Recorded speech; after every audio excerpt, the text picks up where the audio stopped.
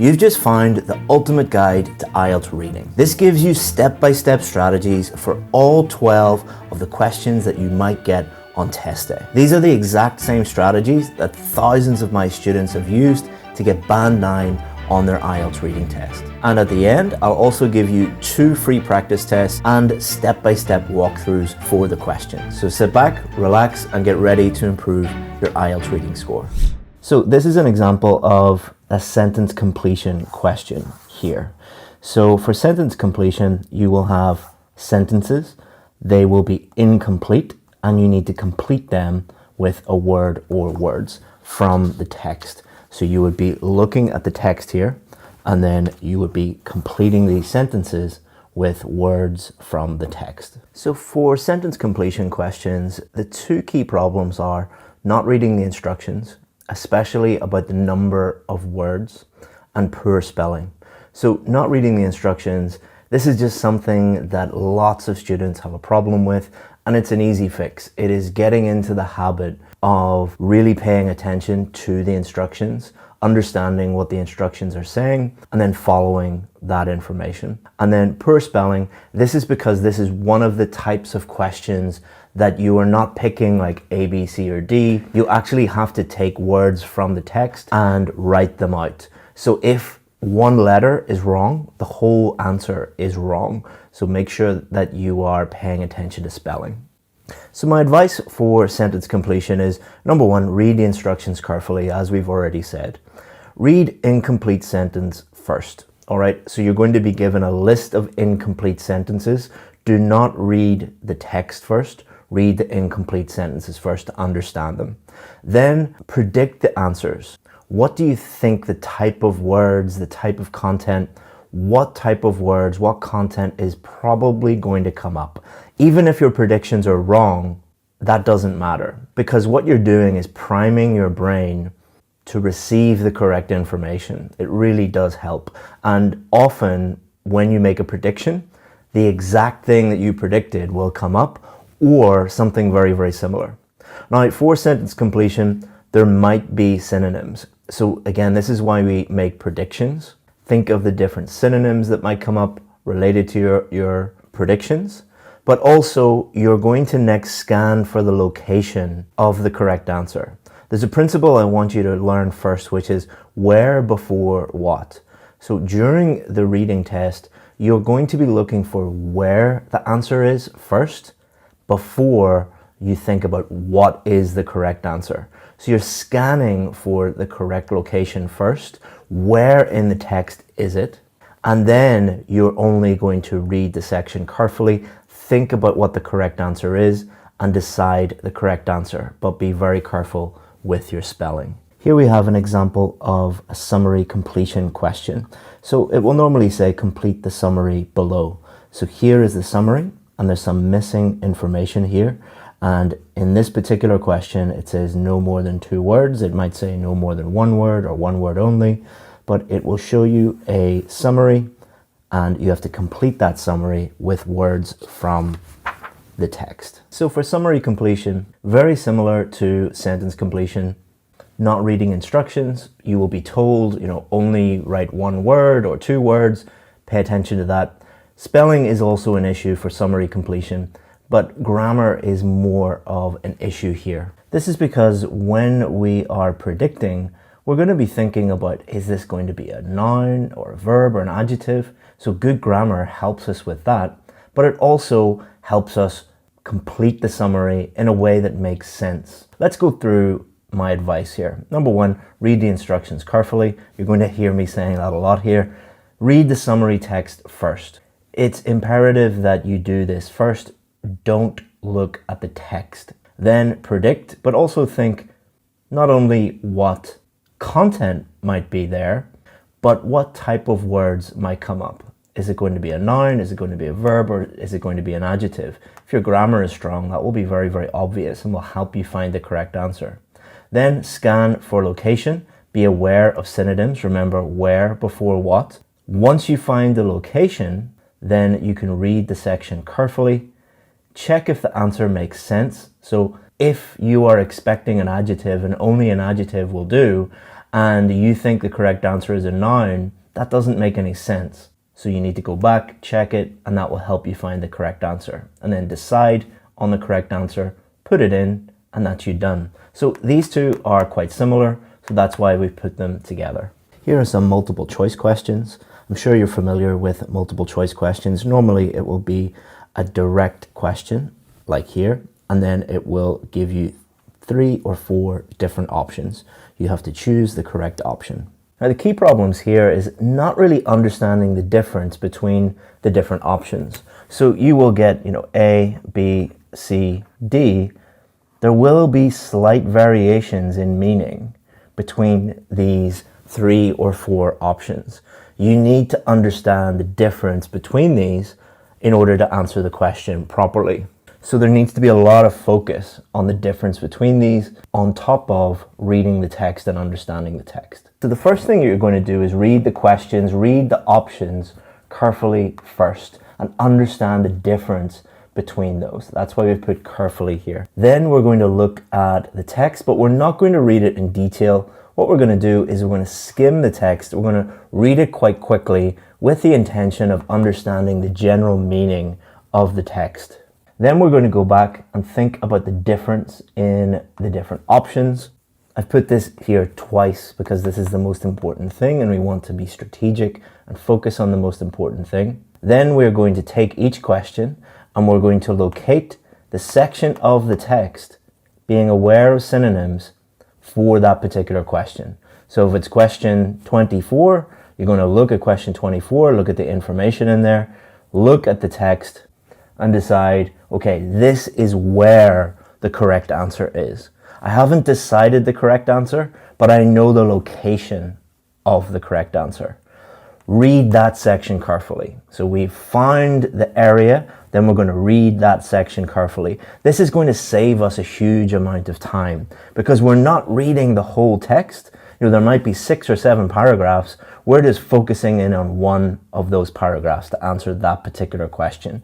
So it's being very strategic with thought, with intention, and with time. If you are confused, think about not what is the correct answer, but which options are definitely wrong. So going back to our original thing here, let's say this one is definitely wrong and D is definitely wrong. That leaves you with 2 options, B or C. Then you can focus in on B and C and think, what is the big difference between B and C? And then check the text again. Oh, it is C. So finally, read the question and make the final choice. I hope you're enjoying this video on reading, but if you really want to improve your IELTS reading, I have a free course for you that is even better than anything that we could on YouTube. It's called the IELTS Reading Challenge. And what it's going to do is give you strategies for all of the different types of questions 100% free, and also show you where you can find real reliable practice tests and strategies that will help you constantly improve your IELTS reading score. If you want to sign up for free, just click the link in the description, enter your email address, and we'll send you all of that information for free. Now back to the video.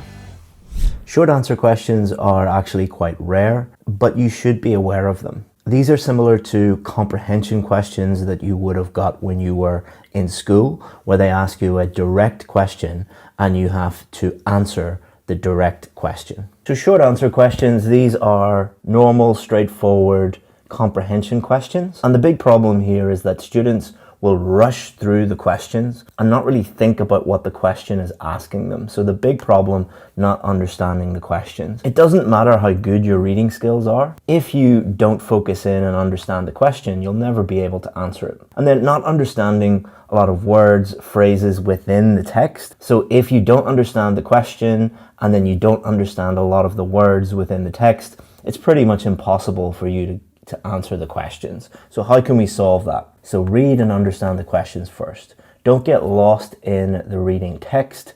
Read and just focus in on the questions, understand what they are asking you. Within the questions, underline any keywords. These are normally going to be nouns and noun phrases, people, places, objects, things like that, nouns. Think of synonyms for those nouns, and that is going to help you scan for the location of the answer. Remember, where before what. Once we understand the location, we can read the section carefully, read the question again, because our big problem is not understanding the question, decide answer, and write it in. Now you might be thinking, I have given similar strategies for a few of these first 4 question types. Don't make the mistake a lot of students make, which is, oh, they're all the same and I'll just approach them all the same and I'll skip the video and I won't really think about it. That is a huge mistake because very different questions are coming up now. Here's an example of a labeling a diagram question. Normally you will be given a diagram, sometimes a map, but most of the time a diagram, and there will normally be arrows relating to different parts of the diagram. It is your job to complete these parts. So labeling a diagram. First key problem is an inability to cope with the unfamiliar. Not every student, but a fair number of students will look at a diagram and think, I know nothing about this thing. So the example we gave you was something to do with ships. So like, I know nothing about ships. They're not testing your knowledge of ships. They're testing your ability to look at an unfamiliar diagram, understand it, and relate it to the reading text. Why do they do this? Is it to be mean?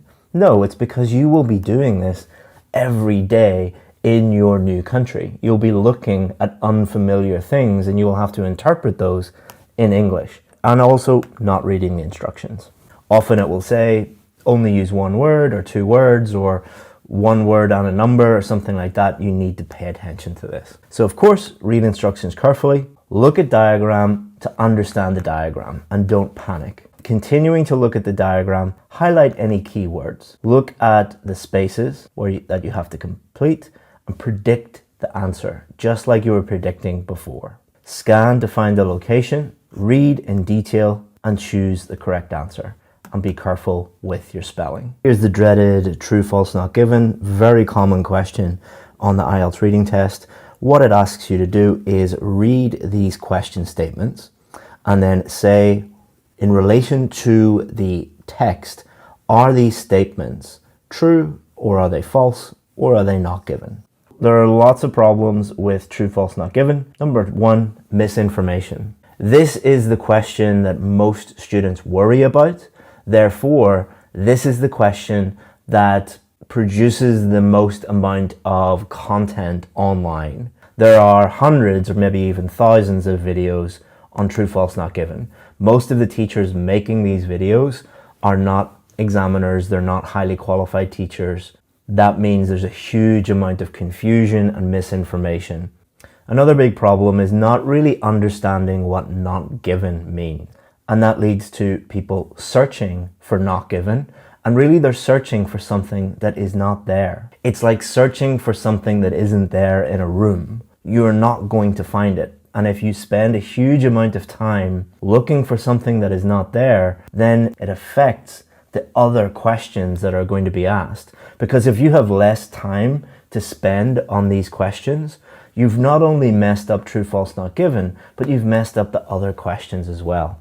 What we're going to do is give you the confidence to look for not given and quickly establish, I can't find this, this is not given, and put not given as your answer. Another big problem is a failure to understand what the whole sentence means. This is a problem because many teachers and YouTubers use a strategy that is what we would call a keyword strategy. Everything that they teach about IELTS reading is keywords, keywords, keywords. Now, sometimes keywords are important, but most of the time they're not.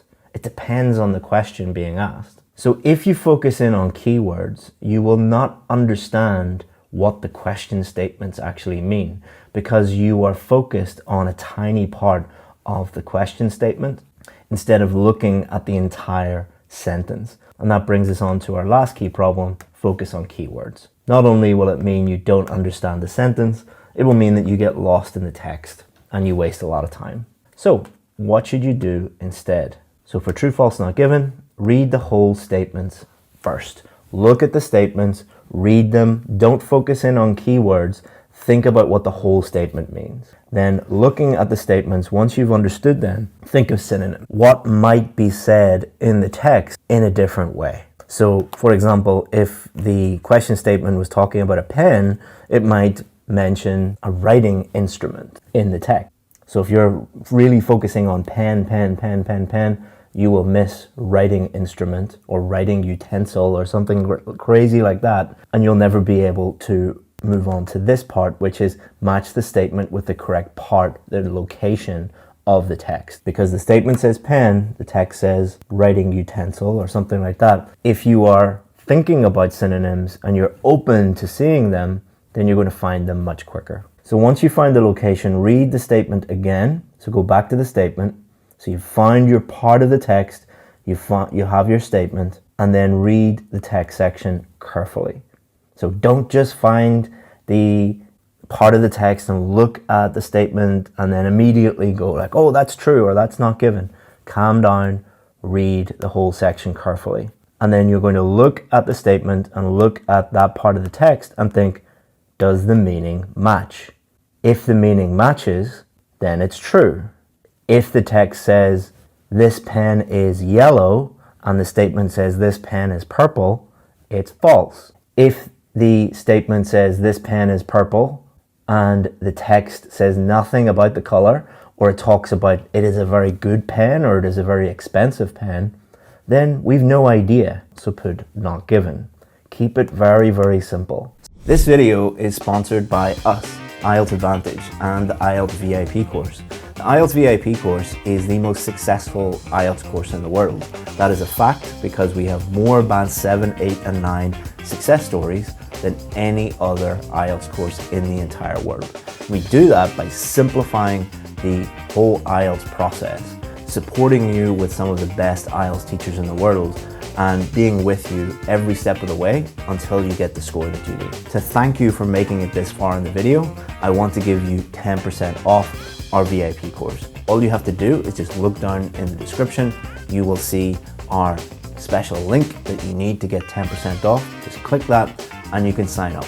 If you have any questions about the VIP course, always feel free to get in touch with us. chris@ieltsadvantage.com is my email address. We answer 100% of the questions that we get. Hope that you become a VIP. If not, enjoy the rest of this free video. Similar to true, false, not given are yes, no, not given. Again, you have to look at the text and then look at the question statements and say whether the question statements are yes, no, or not given. So if the statement agrees with the views of the writer, contradicts the views of the writer, or there's no information for you to really judge what the writer thinks about these statements. So same but different. Yes, no, not given. True, false, not given. Key problems. Students get confused about the difference between true, false, not given and yes, no, not given. True, false, not given is about fact. This pen is purple. That is a fact. Yes, no, not given is about the writer's opinion. I believe purple pens are better than blue pens. That isn't a fact. That is just my opinion. So what you're doing is saying, yes, the text agrees with the writer's opinion, or no, the text doesn't agree with the writer's opinion. So that brings us on to our second problem, not understanding the writer's opinion.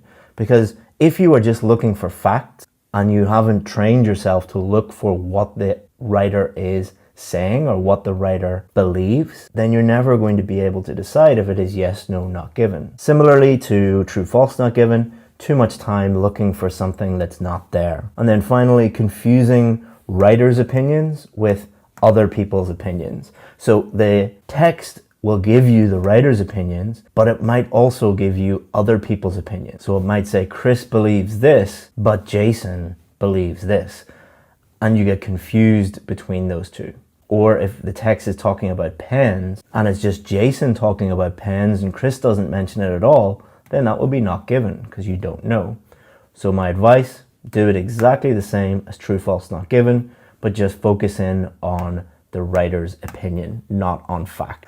Matching sentences, this is another quite rare question, but you might get it and you should be aware of it. What will happen is you will get the beginning of a sentence and then you'll be given a list of sentence endings, and you have to match the beginning of the sentence with the end of the sentence.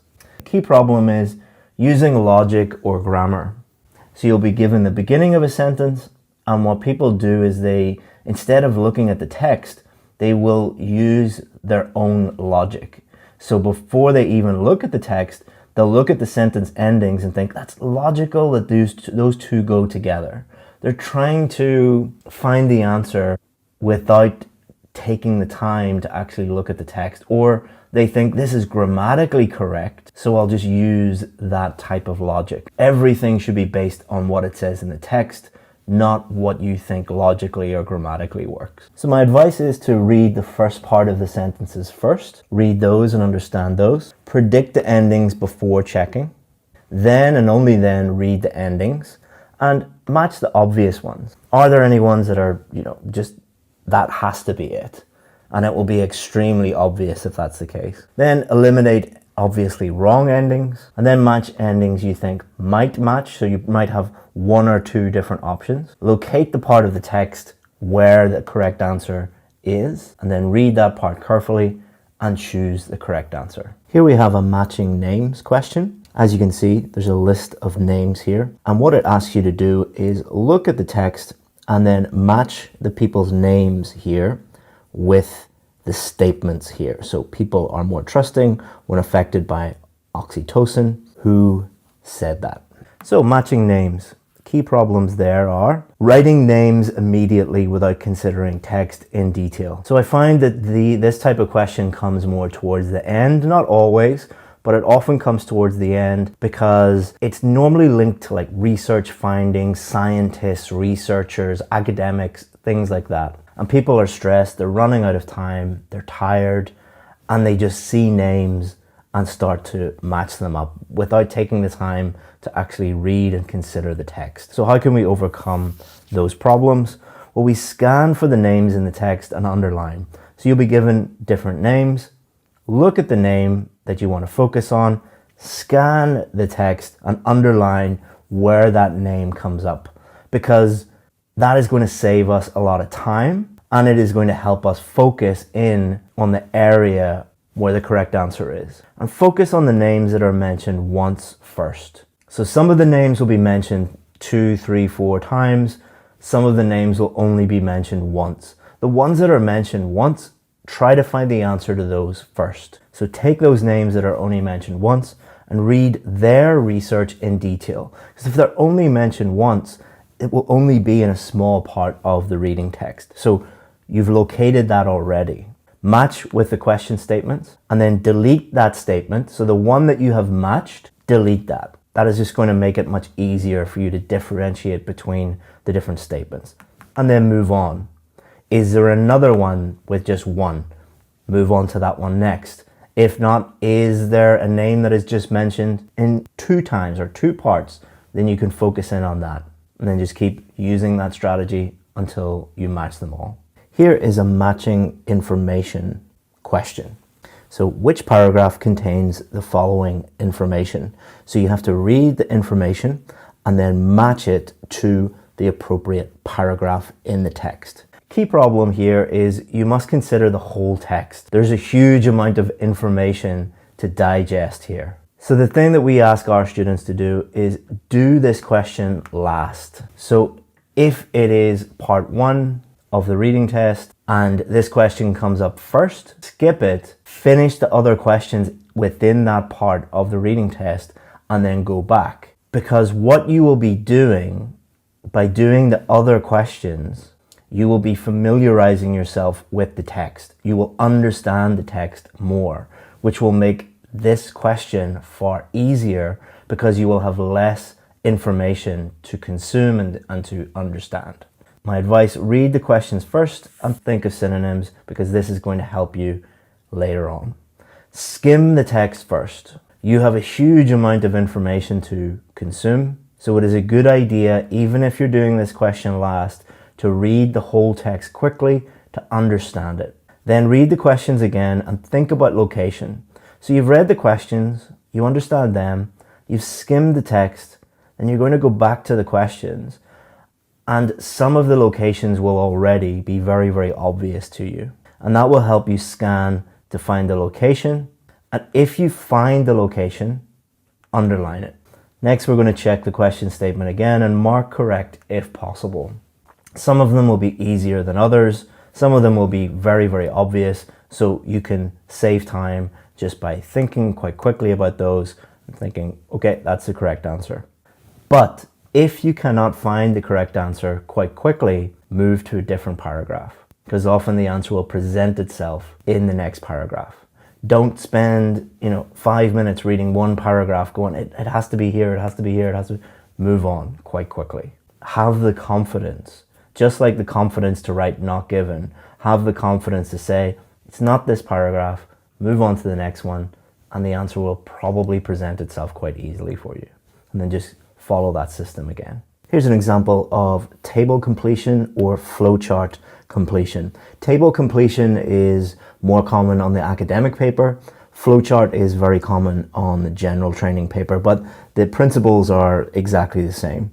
You have missing information here in the flowchart. You have a few different options here, and you have to look at the options, read the text, and then add the options in here to complete the flowchart or complete the table. Key problem here is not reading instructions. This is again one of these questions where it says one word and a number. You need to really understand what those mean.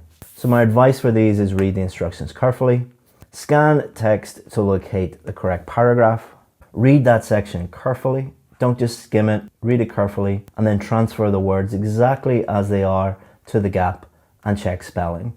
Very, very common that students find the correct answer but spell it incorrectly. There's really no excuse for this because you're copying the exact letters, but be very careful with these. Matching headings, this is a very common question, and I think this is actually more challenging and more difficult for most students than true, false, not given. But it's not if you follow the strategy that we're going to teach you. But they always look the same. They will give you a list of headings here, and there are always more headings than there are paragraphs to make it more difficult. And then it gives you a list of paragraphs, and then you simply have to match the paragraphs with the list of headings by referring to the text, of course.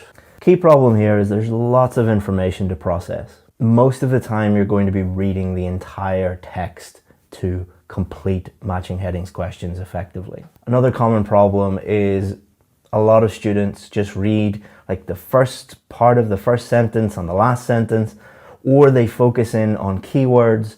That is the opposite of what you're trying to do. What you're trying to do with matching headings and what it's testing is, can you understand the general meaning of the whole paragraph, not keywords within the paragraph.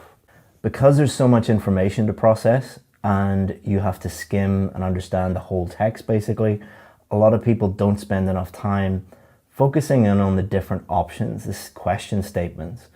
You cannot find the correct answer if you don't understand the statements. So here's what I get my students to do. Do this question first, because it's going to make the other questions easier. Because you have to read the whole text, you may as well do this first instead of reading parts of the question, parts of the text of other questions. Do this first. It is far more efficient and strategic. So you're not going to look at the question statements first. You're going to ignore the question statements entirely. What you're going to do first is read each paragraph with the intention of writing your own heading. So you're going to read the paragraph and write your own heading. This forces you to understand the meaning of the whole paragraph, which is what they are testing. Then and only then, look at the headings. And what you will find is your titles, the titles that you came up with, often they will match exactly with the question statements. So focus on understanding the difference of meaning between the different headings and then match any obvious ones. So let's say there are 6 questions and 2 of your titles match exactly. Okay, you've got 2 questions right. That leaves 4. Those 4, okay, didn't match exactly. For those, you need to read the paragraph carefully, not just skimming it. Really read it carefully and choose the correct option. based on what the text is saying and the difference of meaning between the headings. Hope that you enjoyed that video. Now you know all the different types of questions and you know the different strategies for those questions, but that's just the first step. The most powerful method for improving your reading is understanding your own personal weaknesses and then improving those weaknesses. That is the most powerful strategy that I know of to improve students to even a band 9. If you want to know how to do that, just click this link and I've made a new video for you.